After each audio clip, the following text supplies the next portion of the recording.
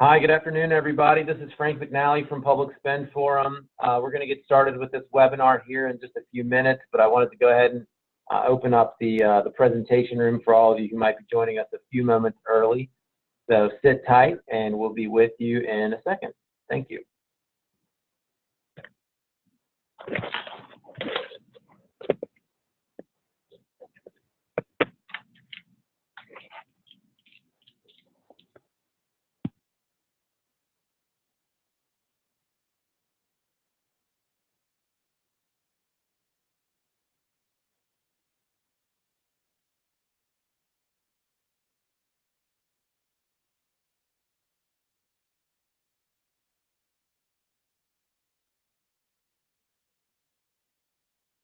And I see we've got folks joining. Good afternoon, everyone. This is Frank McNally again from Public Spend Forum. We're going to be getting started here in just a minute or two. We're going to let all of our participants sort of trickle in. So sit tight, and we're going to get started in just a minute or two. Thanks.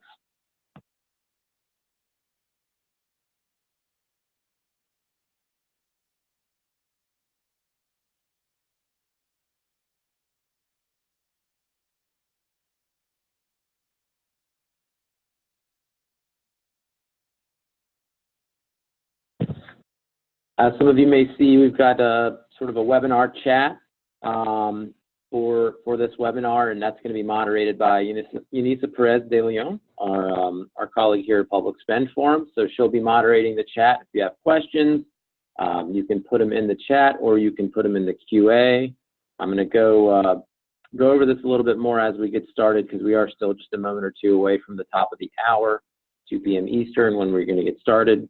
So thanks for joining us, and we're gonna kick off in a moment. Thanks.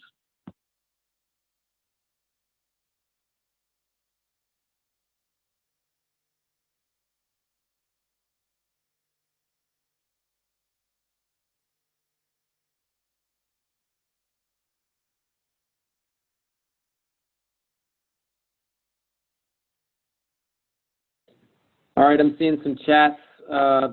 People want me to increase my volume, or at least Carol does. Hopefully this is loud enough. I'll make sure to project. We should have everyone muted, so I don't think there's going to be any live mics in the crowd. But if you're nervous about it, it's probably always a good practice to mute that. The way that we'll be taking questions is through our chat function and our Q&A function, which you'll see at the bottom of your Zoom screen. So you can kind of hover your mouse at the bottom, and that should pull up a toolbar that will allow you to ask a question. And if you're having trouble hearing me, it might be just the volume on your computer. So crank up that volume. But like I said, I will try to project and get my best voice there. So it's about a little after 2 o'clock now, so I think we should probably go ahead and get started. My name is Frank McNally. I'm the Director of Learning and Content here at Public Spend Forum, and we're really excited to deliver this market research webinar for you. I'm not alone. I'm joined by my boss, the CEO and founder of Public Spend Forum and GovShop, Raj Sharma, and I'm going to have him introduce himself in just a couple minutes after we get through some of these housekeeping items. So we're thrilled to have this webinar today. It's presented by Public Spend Forum and sponsored by iValua. iValua is a procurement technology company operating in the public sector. They're terrific. If you've not heard of them, definitely check out iValua and learn a little bit more about what they're doing. But today what we want to talk to you about is improving your market research. We're going to give you 7 tips for doing that so that you can identify suppliers and contracts to deliver procurement outcomes. I see the chat is definitely buzzing here, so that is awesome. And Eunice is going to be moderating that for us, our colleague at Public Spend Forum. We will send out the slides and a recording of this webinar after the session. I know that's a very popular question, and it'll probably be asked again, but yes, the slides will be sent out. And yes, you are eligible to earn continuous learning points for this session. If you would like your certificate, you'll just need to reply to our post-webinar email tomorrow with your name and email address, and we'll get that out to you. So I see some QAs are definitely coming in. That's awesome. We'll try to answer those as we go along today. So feel free to pop them up in that QA or in that chat, and Nisa can interject at times when it's relevant. And then if we don't get to all the questions during the presentation, we'll get to them at the end. Okay, so our objectives for today are to help you appreciate the value that market intelligence provides for optimal procurement outcomes. And I know this very well, having been an 1102 contracting professional in the government. Market research is super important. So we want to discuss a few key principles that are critical to effective market intelligence, and then help you utilize some techniques that we've come up with, like keyword search, category codes, and looking into available sources to find your best contractors that are going to respond to that solicitation. We're going to start with a little story kind of about market intelligence that Raj tells, which I think is terrific, before we jump into some of the key principles and challenges that make market research tough. And then we're going to finish off with those 7 tips to market research. So you've heard a lot from me already. I want to let Raj introduce himself real quick and tell you a little bit about himself. Raj? Hey, thank you, Frank. Can you hear me okay, by the way? Coming in good for me. Okay, great. Welcome, everyone. Thank you so much for taking the time to join us today on this very important topic. And I want to also thank iValue again. I know they just started work in my home state with the state of Maryland, so excited about that. So my passion really, I spend day and night thinking about public procurement. So we all know there's $10 trillion spent, and I really think that, with all the great work that everyone here on the phone, as well as others across the country and across the world, are doing in this profession, we can continue to improve and deliver really a lot of value to our citizens, because we know procurement at the end of the day is really a key enabler to addressing a lot of government missions. And so I'm truly, passionate about working on that cause. And of course, my family and my 2 awesome boys and my wife, they will always be the first passion, I must say. So I think we can go ahead and push ahead, Frank. Oh, sorry. Sure. Yeah, no worries. I'll make this one quick. Yeah, I mean, so I've always been passionate about public procurement from when I was doing it as a practitioner to when I was teaching it at VA's Acquisition Academy. So I really enjoy breaking down complex topics into easy to understand tips and practical tricks. I try to make it fun through storytelling, and I care because procurement's just one of the most, I'd say it is the most important function in the public sector. It makes everything grow and go. And so I do that through my work with Public Spend Forum and GovShop. Siraj, do you want to tell us a little bit about Public Spend Forum, or I can take this slide? We both know it like the back of our hand. Sure. As you may know, Public Spend Forum started it 4 years ago because, again, saw that there's a lot of money spent in public procurement, and we're all trying to solve the same problems, and really saw that we could inject more information, data around best practices, around markets, around suppliers into and give you an easy way to access that information. It could really help you with all the important work you do every day. So Public Spend Forum is really a market intelligence and best practices platform. Please check out the site, and we'll talk a little bit about GovShop.com, which is our supplier intelligence portal that we're setting up. GovShop is one of our key focus areas. All of the information, by the way, is free. And so you can access govshop.com and do really find suppliers and find more and more information that we're populating over time. So we'll talk a bit about that during the market research key principles here today. So Raj, tell us a little bit about why we're talking about this topic, market research and market intelligence today, because we have done some studies. So I think it's an important stage setting to do. So if you want to kind of set us up for that. Sure, yeah. I think there are a couple of slides here just before we jump into the 7 tips here that we are framing. One, we've been, as part of Public Spend Forum, we engage with leaders across all levels of government, state, local, federal, as well as internationally. And so we ask them what's important, Where are the gaps? And this is one of the data points that we've collected over time, where we're asking people about what are the most important competencies, skills in workforce. And so one area that has been highlighted is around market analysis, and this is this slide. This is ratings again for mostly procurement leaders in government. So what we see is there's a big need. And this is not to say that there isn't really good work already being done. There is. But as you'll see, market analysis is just an complex area that requires a lot of time. So it's not to say that people aren't trying to do a great job. Many are. It's more that it's been still highlighted an area that needs more help. And so that's one thing. And on the next slide, similarly, you see on this graph here, on the horizontal axis, you have importance of critical practices in procurement. And then across the vertical, you've got improvement required. And again, you see market analysis as an area that we've collected. This is again based on input and data from leaders. Market analysis is considered a very critical practice to achieving outcomes in procurement, and an area that requires significant improvement. Having said that, that's what led us to really focus in on both, GovShop as a supplier research portal, but also these 7 principles that we'll introduce and walk you through today. That's terrific. I mean, I think it's important to understand sort of why we are talking about this, and it is sort of rooted in the study that we had done. But there are things that we know that make market research difficult. Raj, you've always done a really good job describing these. Why don't you tell us in your, why market research is tough to do? There are a lot of causes here.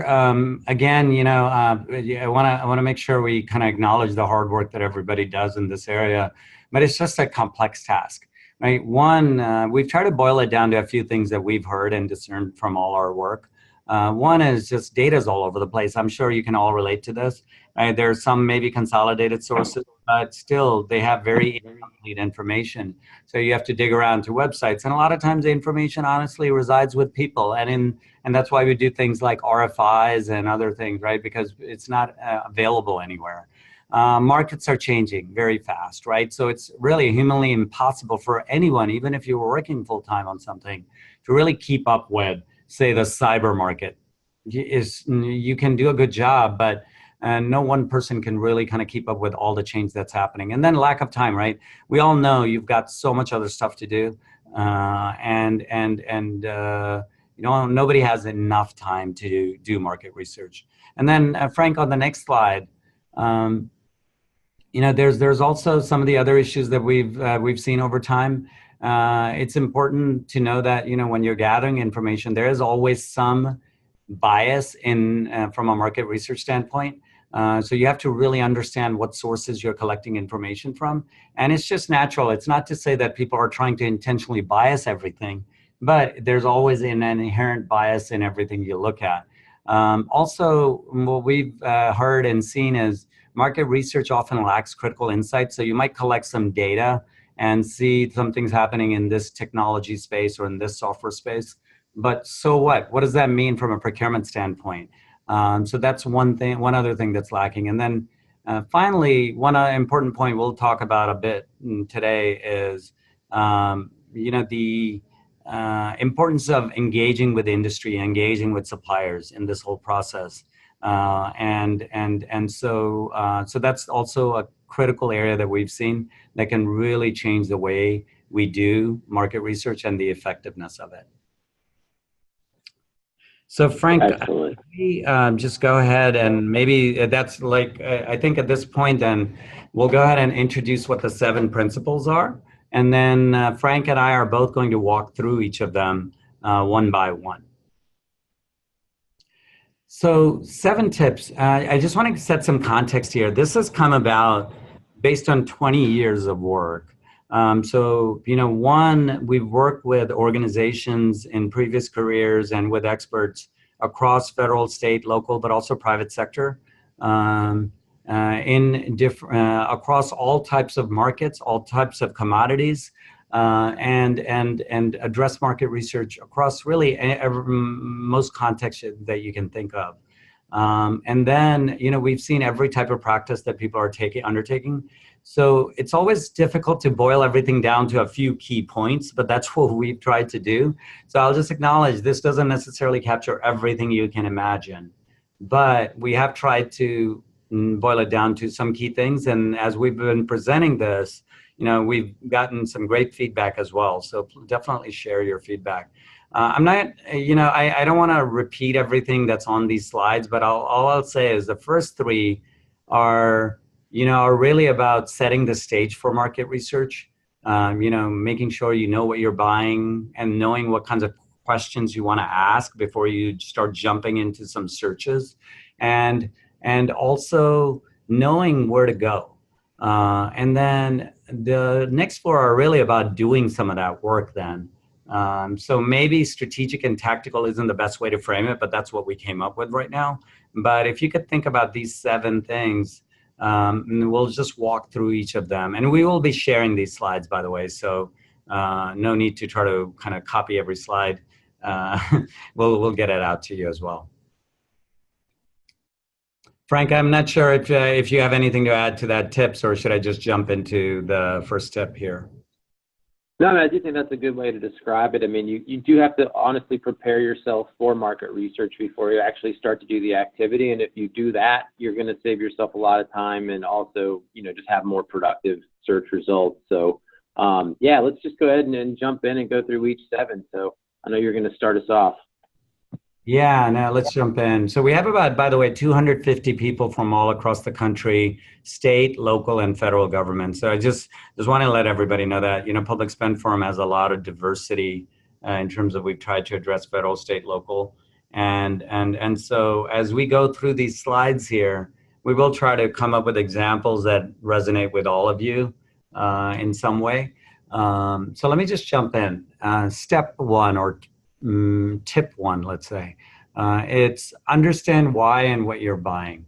As kind of a little bit of a humorous point here, we've said, we don't always, as procurement, have the opportunity to get involved before a requirement has been defined. So hopefully we can do that. But what I like to say is, even if you don't get involved during the requirements, somebody just gives you a requirements package, there's still a set of questions we must ask before we jump into some requirements or acquisition strategy.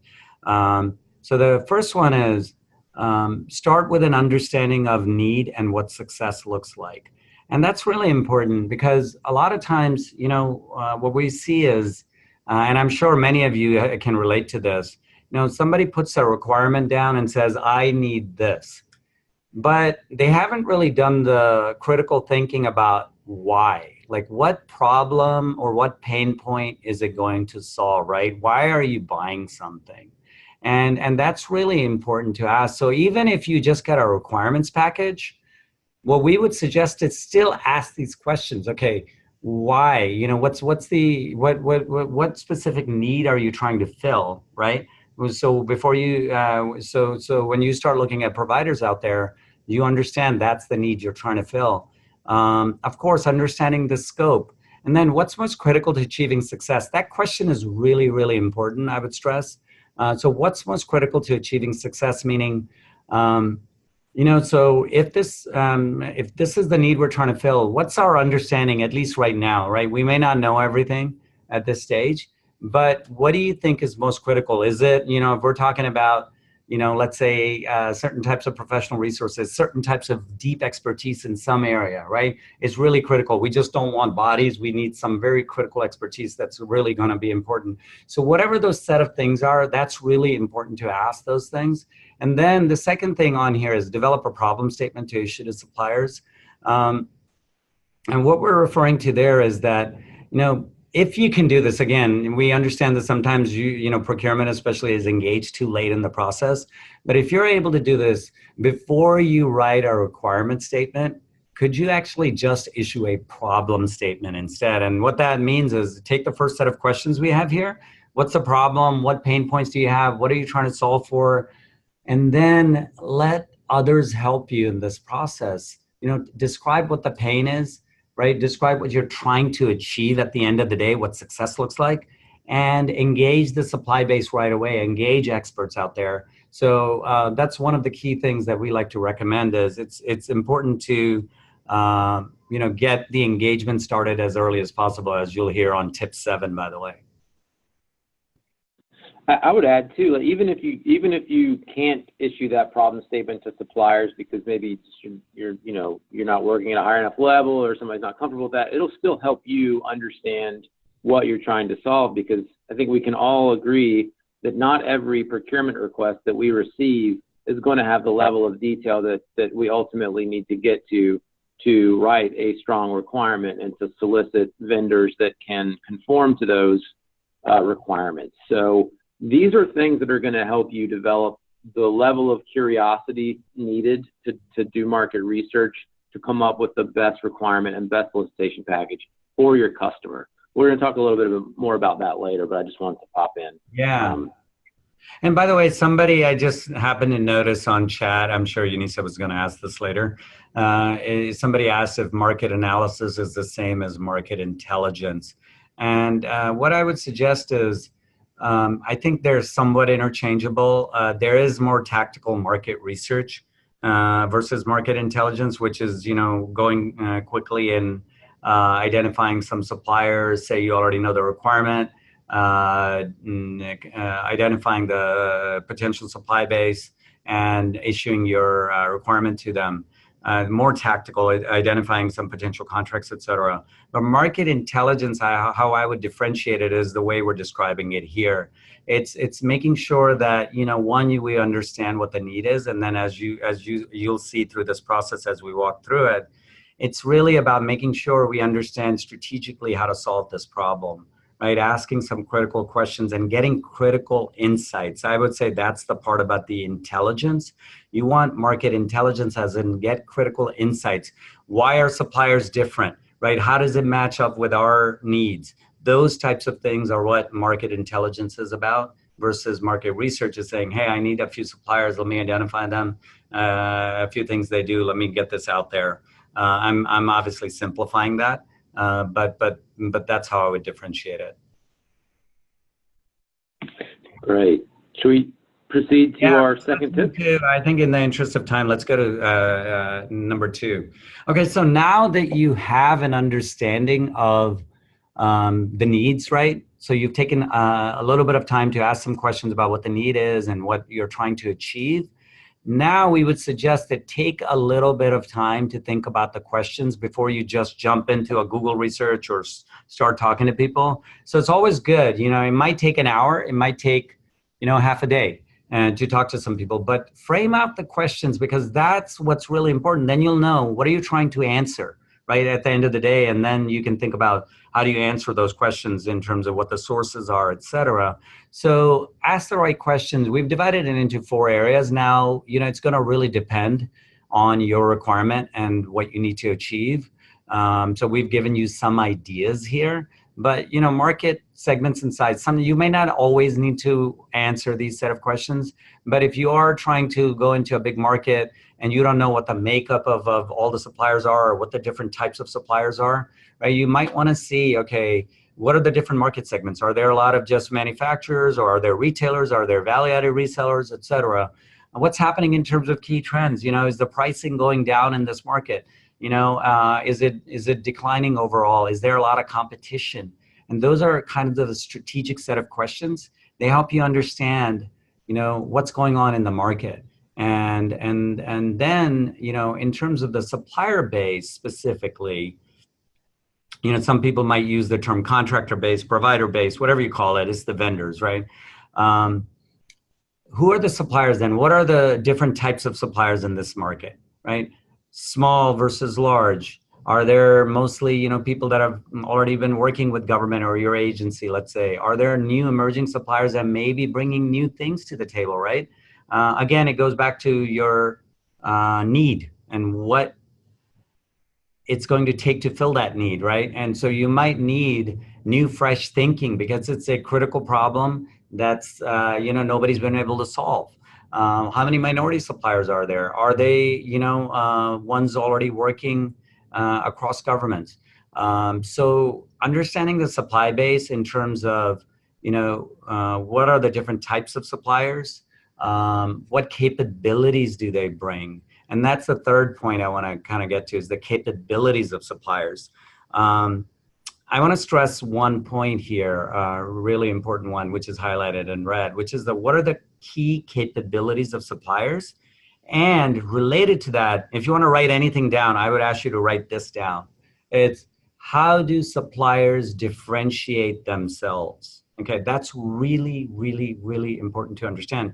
Because if you see 20 suppliers and you can only tell that, hey, all of these suppliers, do X, Y, and Z, but you can't tell how are they different, then it becomes very difficult to distinguish. And then, especially in stuff that maybe more complex, then, you're driving towards a price-based decision. Whereas, more of those critical differentiators, those capabilities might be more important. So understanding how suppliers may be different. So I'll give you one example just to make this real. Take something like a staffing firm. I'm intentionally using a simple example. You might find that, you've used different staffing agencies for some specific types of requirements. And maybe what you found was that because of some skills you needed, there was a lot of turnover in the providers you use, like, so the resources they were bringing on. And that caused, because, there was a level of knowledge you needed to build, that turnover caused a lot of issues. And now each time each new person came in, you had a lot of unproductive time, right?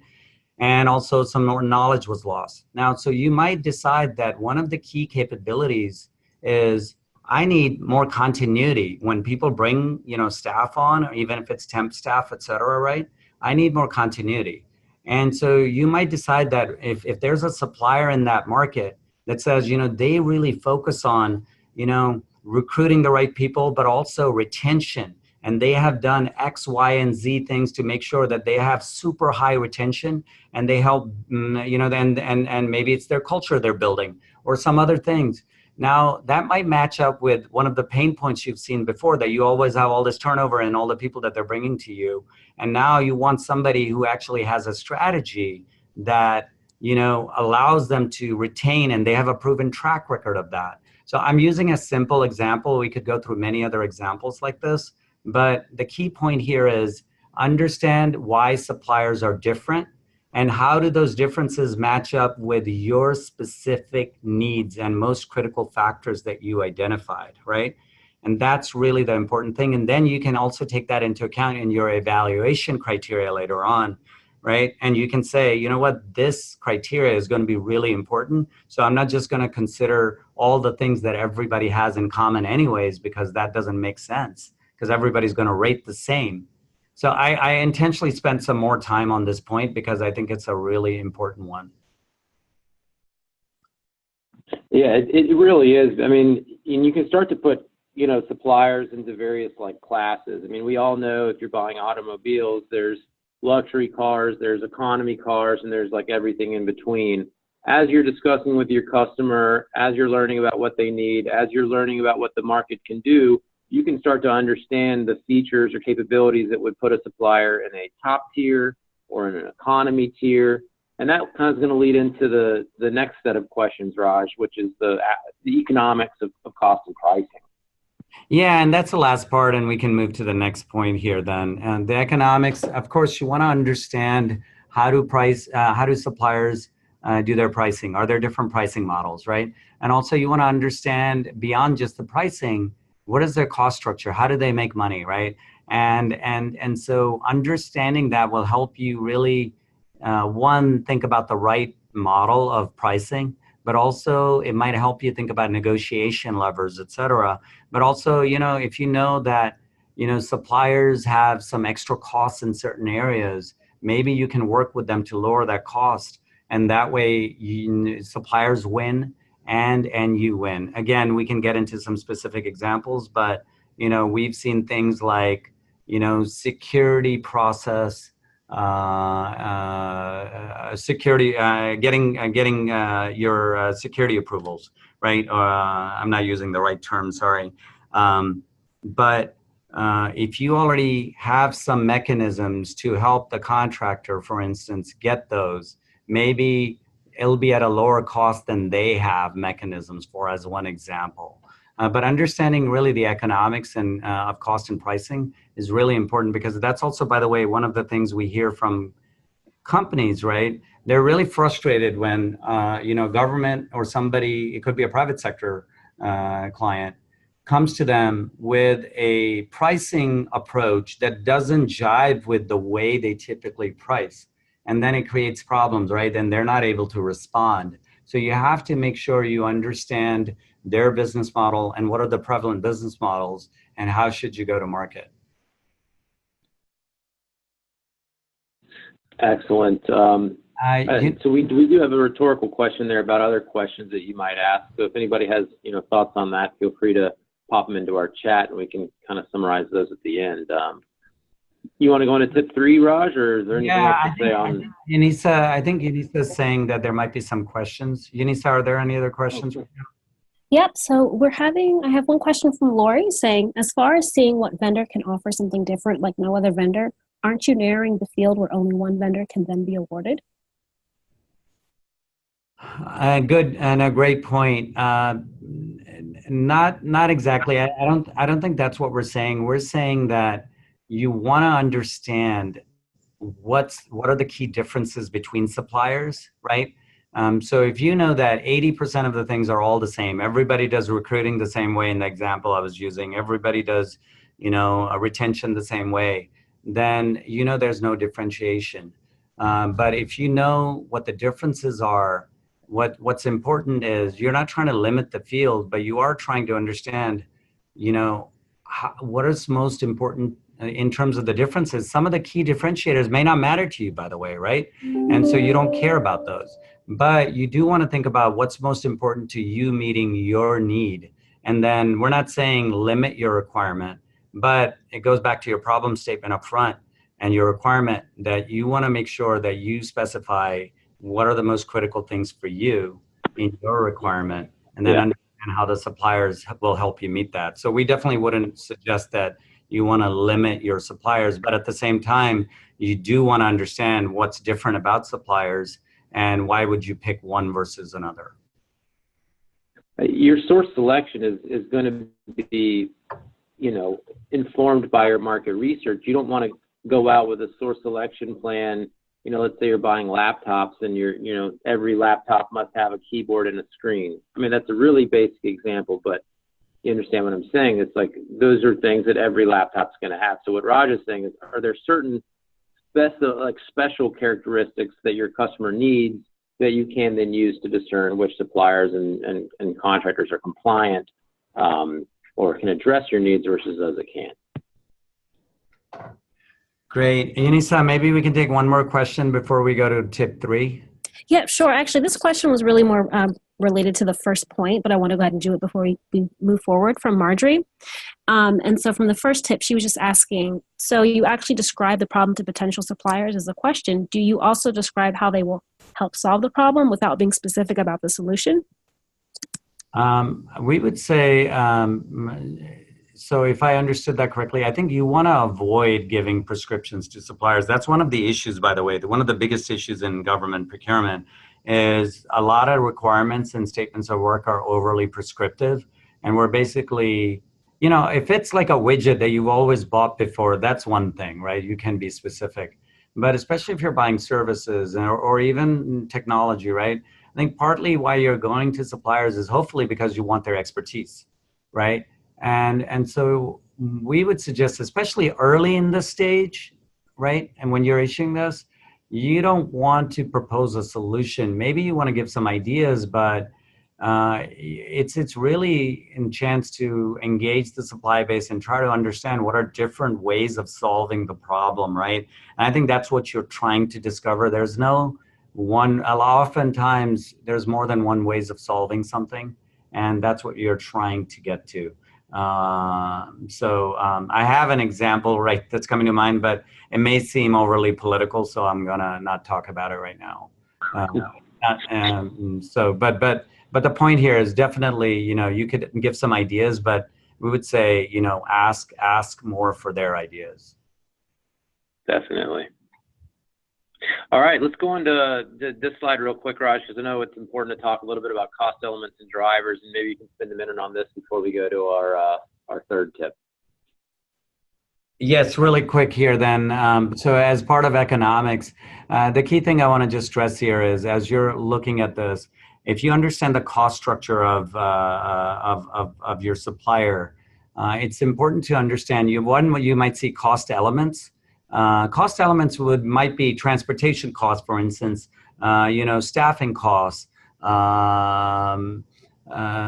your marketing costs, et cetera, for instance.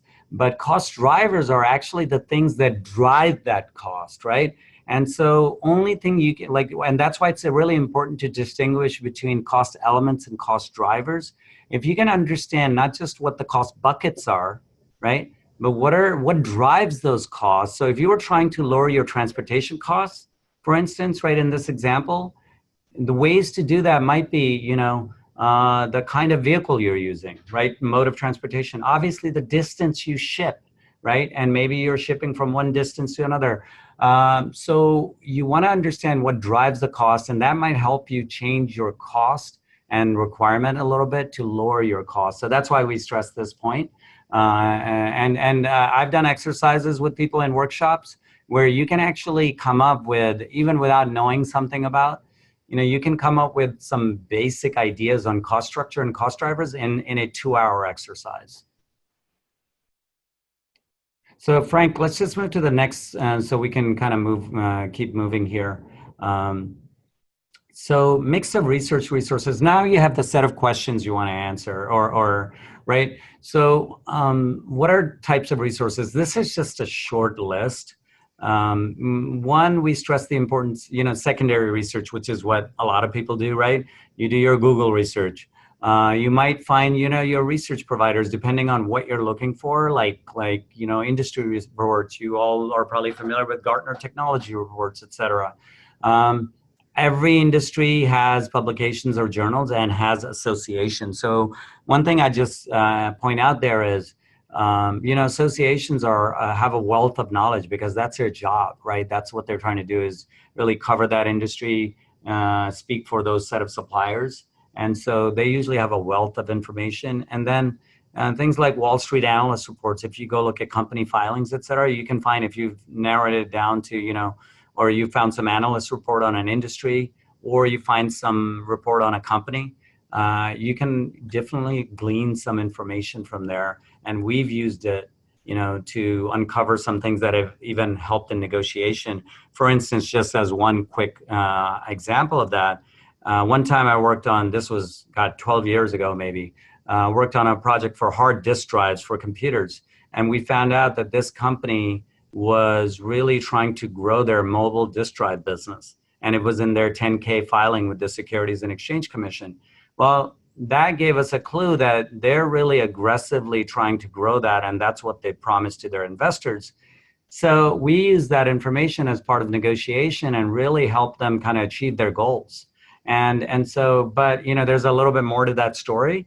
But again, it was a nugget of information that was really important as part of the negotiation. In addition to secondary research, primary research is also important. I'd stress this because primary research, you'd be surprised how much information people are willing to give you if you're just willing to pick up the phone and talk to people, right? So suppliers, again, we'll talk about this later in a tip. Interviews with industry experts like association experts, publication journal. They're a wealth of information. Just pick up the phone, look on LinkedIn who's an expert on something, call them up. You will be surprised how willing people are to actually offer their knowledge if you take the time.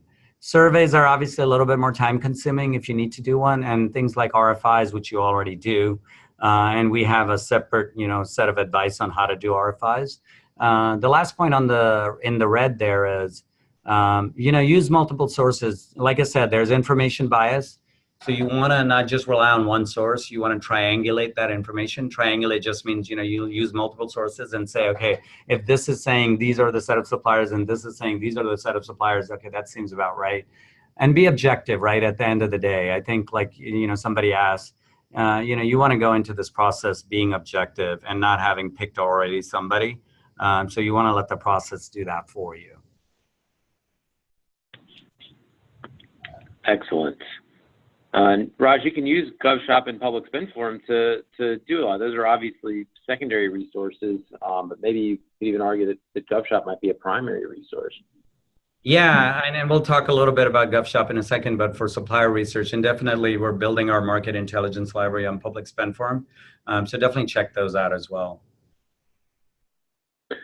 Excellent. Shall we go ahead and move on to our fourth tip? Please. Great. So I'm going to take the next couple here, and as Raj mentioned, so the first three tips are sort of strategic, stage setters, sort of globally understanding your requirement.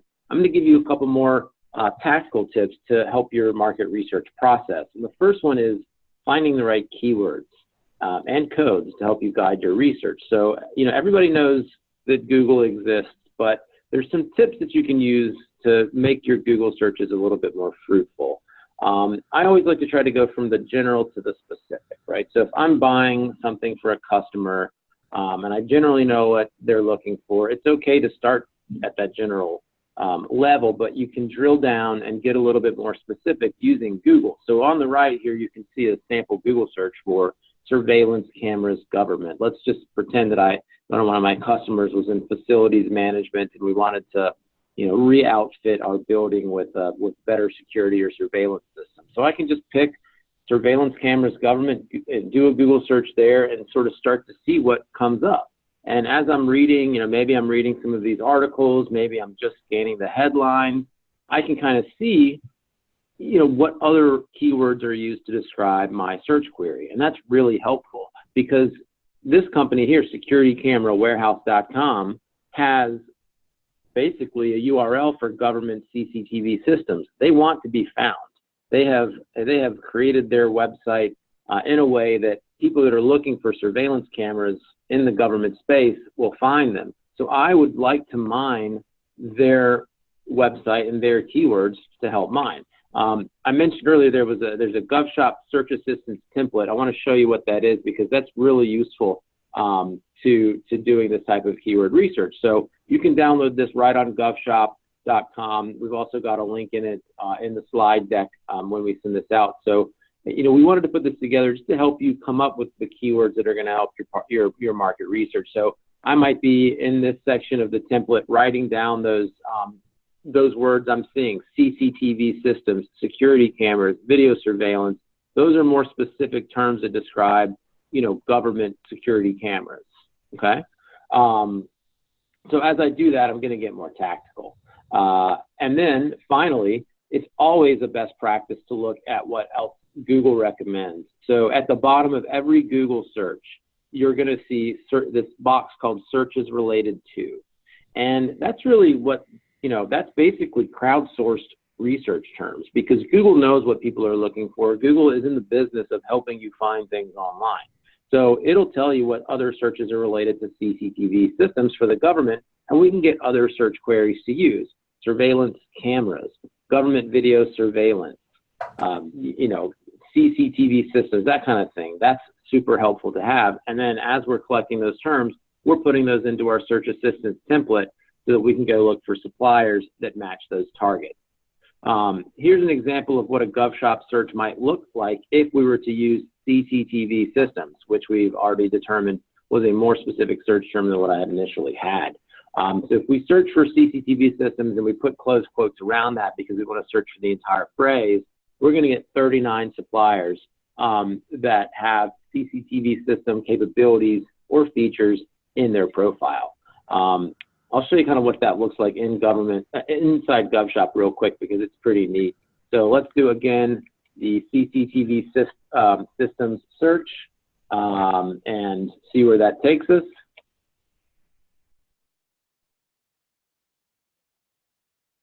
And here we go. We've got those 39 suppliers. we can add additional filters here on the side. Let's say we're only interested in small businesses. So there's 36 out of those 39 suppliers are small businesses. Maybe you care about women-owned small businesses. So now we've got down to 10. So we have 10 suppliers now that are women-owned small businesses that should be able to provide us CCTV systems, and that's really hopeful. We went from 39 suppliers down to 10 in a matter of seconds. By creating an account, you can also do some other neat things like save these suppliers to a list for future reference. You can export them to a PDF if you want to put this in a market research report, or let's say you want to send it to your small business officer to say, hey, look, we did find 10 women-owned small businesses that we think might be able to deliver here. Let's set it aside. So GovShop kind of gives you those specific government filters and functionalities to help you through the market research process. So we definitely encourage you to check that out. Hey, Frank, if I could just point out a couple of things. I think on keywords specifically, I think all of us can relate to this, right? How many times have you done a Google search where you don't end up with really any good results or very few? So I think search by itself is complex, right? And it's partly because it's a language, right? And people use different terms, different terminology. So that's why we put together that search assistance template, because, I'll give you a very simple example: aircraft versus airplane, right? If you did a search on aircraft maintenance, you might get one set of results. Airplane maintenance, you might get a different set of results. We are definitely trying to address that through synonyms and things like that in GovShop. But my point here is, as you're documenting, you've got your key questions and your requirement, come up with a set of keywords related to your requirement. One thing I know I've done is gone through a requirement and pulled out a bunch of keywords from that requirement, because different suppliers maybe capture different ways, different reports may be different in Google in a different way, for instance. So you might just have a few set of keywords that are really important, and think about how different ways that people might use them, like airplane again versus aircraft, right? So just be flexible, because that sometimes opens up a wealth of information for you. This tip, it's very tactical, but it's very important, because you might have a great set of questions, but if you can't find anything, it might sometimes be just a function of how you're searching for something, right? So that's why we put this here and stress this point is, take some time to think about those keywords and be flexible and experiment. And I'm sure, all of us have done searches, right? So hopefully, and also that search assistance template provides you some other tips in there. So take a look at that. Absolutely. Sometimes it's not always so easy to find a keyword. Surveillance cameras, CCTV systems, that was relatively easy. You might have some more complicated requirement, and you're not exactly sure what keyword to use. So at that situation, you might want to start by just trying to find some companies that generally do what it is your customer looks for. And a great way to do that is to identify potential suppliers that are already in that space. So who is the incumbent? If this is something that's already been awarded and already been used in your agency, there's probably an incumbent supplier. So you can go and read up on their capabilities and learn about what that item is. Are there other agencies in the government or in your organization or in your department that are using similar services? Find out who they're using. And I'm not saying find out who they're using so you can go make an automatic award to them, but find out who they're using so you can go and research their websites. Are there existing contracts or vehicles that already exist? Learn about the companies that are on there. But don't just, limit yourself to current vendors. There might be some new and upcoming companies that you might want to look at. We've got some great events coming up in the near future on startups that are getting into government, that want to make a difference, that want to sell new, fresh products that might be better, faster, cheaper than what exists out there. So don't be afraid of new companies. And definitely we'll close with sort of a link to some of the events that we're doing, where you can learn about some of these startups that are trying to break into the public sector.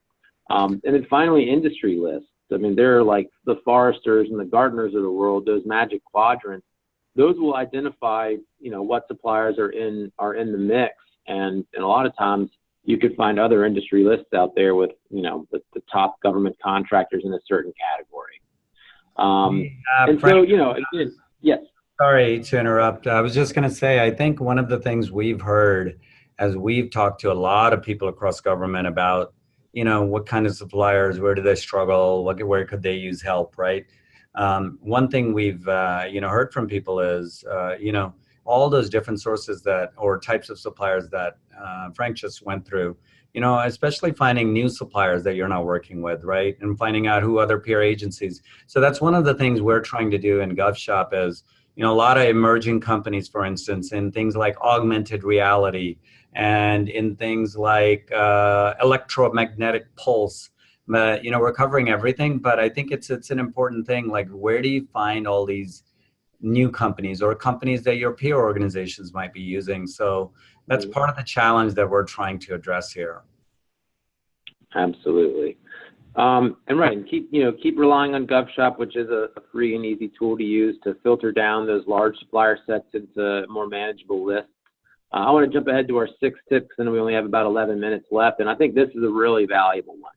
Consider available contract vehicles. Market research isn't just about finding a brand new company you've never heard of or setting up an entirely new contract. A lot of times it's about finding out, are there vehicles, you know, GWACs, MACs, IDIQs, cooperative purchase agreements, or programs. If you can find something like that that has capable vendors, you can save your customer and yourself a lot of time and potentially a lot of money by buying off of an existing contract.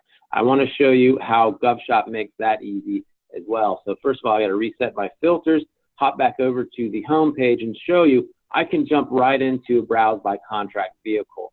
So I talked about those security cameras earlier. So let's just take a look and see if there's any, you know, security camera type companies that are on existing vehicles. So the first thing to know is I can search everything, all of the GWACs and MACs in our system by just the search everywhere button. If I wanted to focus on federal supply schedules only, I can toggle over to that and see, okay, so for security camera keyword, there do seem to be some relevant schedules, facilities, maintenance and management, smart building systems integrator. There's 26 suppliers inside of that SIN that do return on my search for security camera. So I might not even need to go out and create a new contract. I may be able to buy off schedule.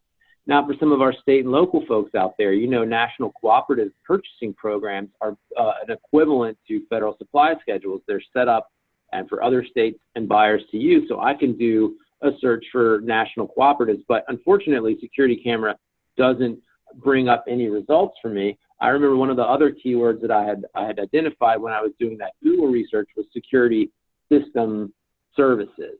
So let me type in security system services and see what that comes up with. Sorry, let's see. Oh, this was working a second ago. Let's see if it just works for security system.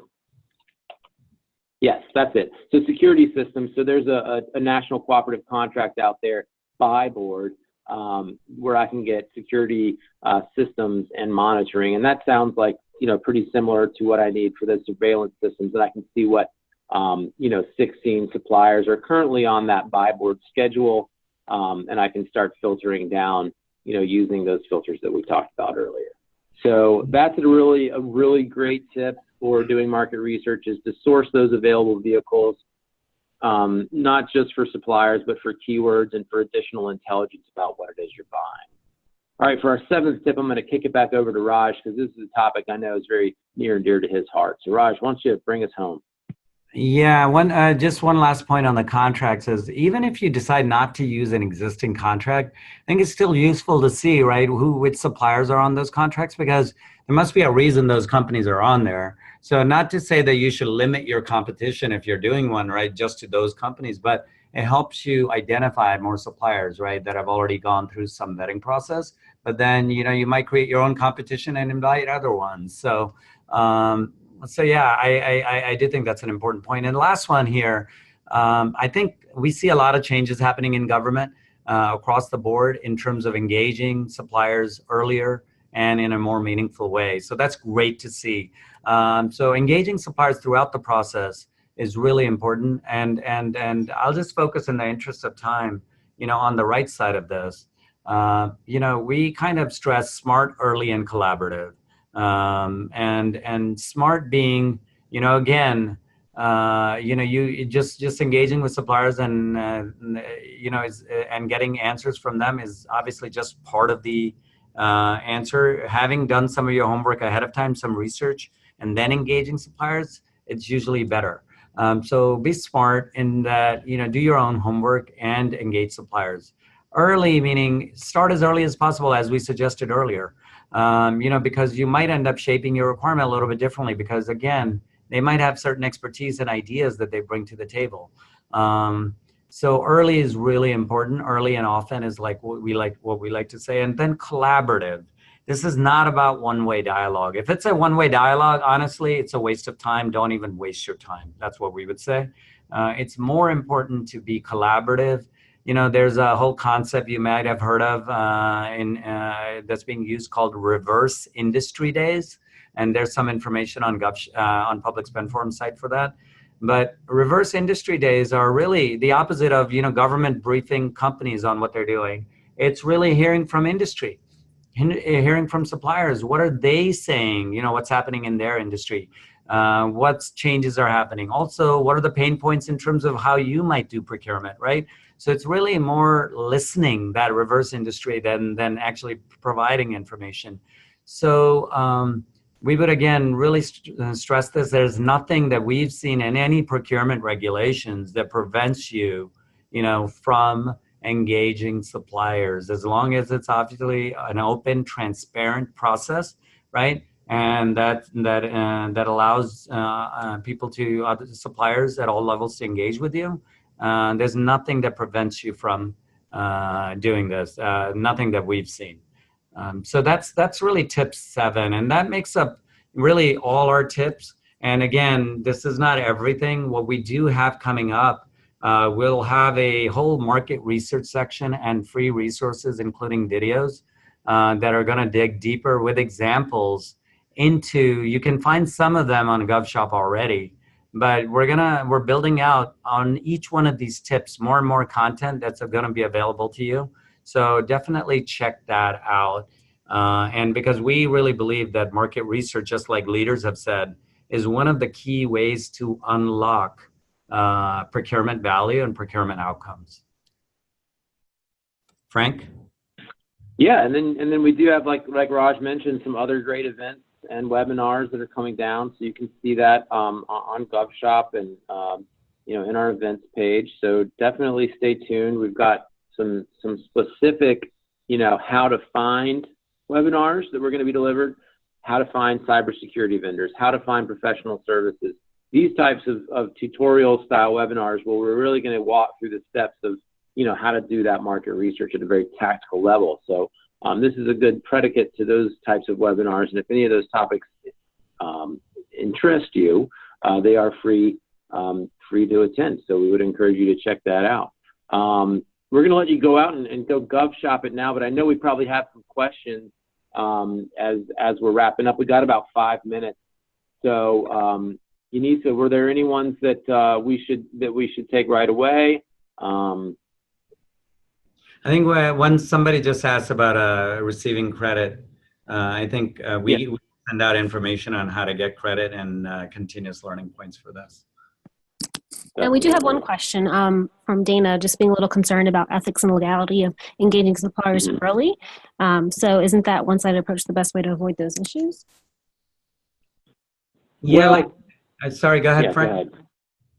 I mean, I was just going to say early engagement is the best engagement. Once the solicitation is issued and goes out, that's when the quiet period begins. So I think the earlier and of course you can't engage them by saying, I've got an upcoming procurement and X, Y, and Z are going to be the most important things. Get ready. We're talking about engaging them by saying, I do have a customer. We do think we have a need coming down the road for, these types of services. And I'm just trying to learn what makes these services unique. What things we should learn. This is market intelligence, right? That you've got to talk to suppliers and learn about what they're doing.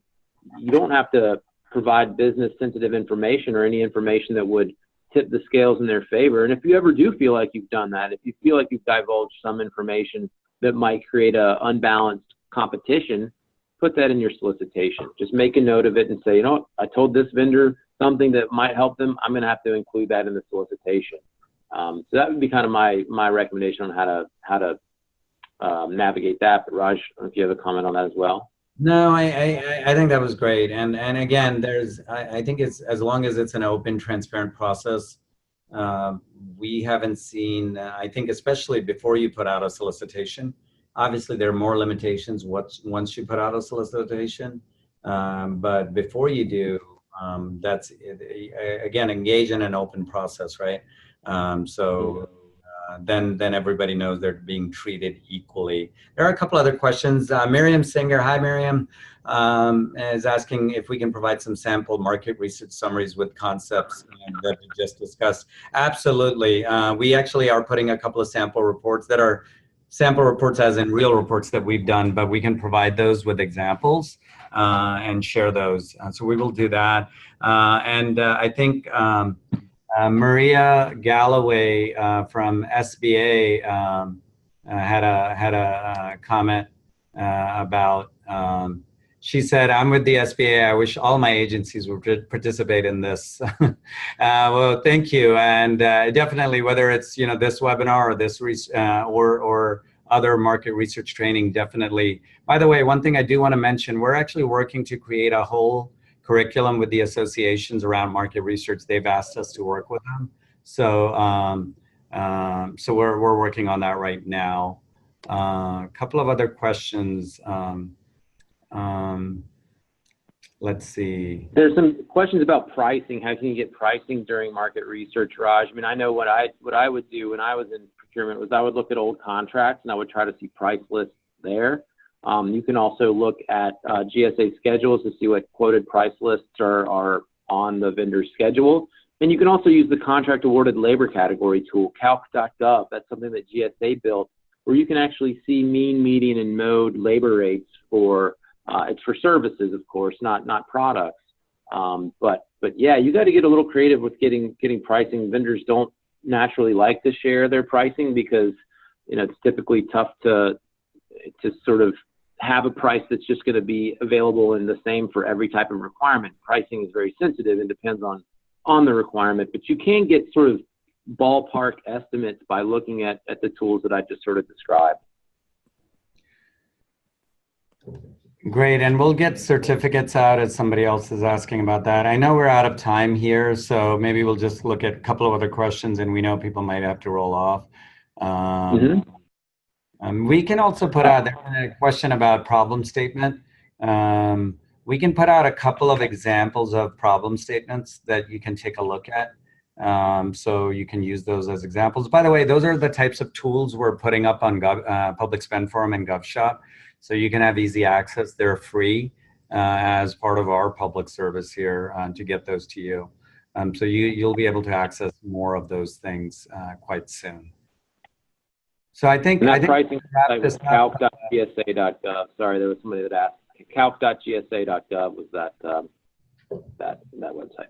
Oh yeah, and we do have links to GSA and other places too that are providing some of these. So there's some great resources available throughout the federal government and local government, state, et cetera. So we're trying to consolidate and give you links to those so you can easily get to them. Well, I think, Frank, we should wrap this up. I just want to say thank you to everybody. This is a topic that's very, very important to us, and we believe to the community. So we're going to continue working to get you the best tools, the best ideas, and the best, hopefully, best training that you can use in this area. Hey, real quick, so somebody was asking how they could subscribe to GovShop, and I just wanted to reiterate, GovShop is absolutely free. It's browser-based. You can go to govshop.com right now and start searching. There's just nothing to subscribe to. So Tyrone, go ahead and go GovShop it now at govshop.com. And I do agree it's going to help you and your team quite a bit. Great. Well, thank you. Right, that's it. Couple goodbyes here that we've done. So I'm just so excited with all the activity and questions. So Raj, why don't you sign us off? Hey, thanks again, everyone. And I just want to say thank you for all the hard work everyone does. We know that we've got such an amazing set of dedicated people working really hard to deliver value. And we really appreciate that. And tell us also what we can do for you. So, and if you don't mind, we're providing GovShop for free. Spread the word if you don't mind with others. Tell others about it. Please. All right. Well, thanks everyone. Have a great afternoon, and stay tuned for more great webinars from Public Spend Forum. Thanks, Raj. Thank you. Bye now.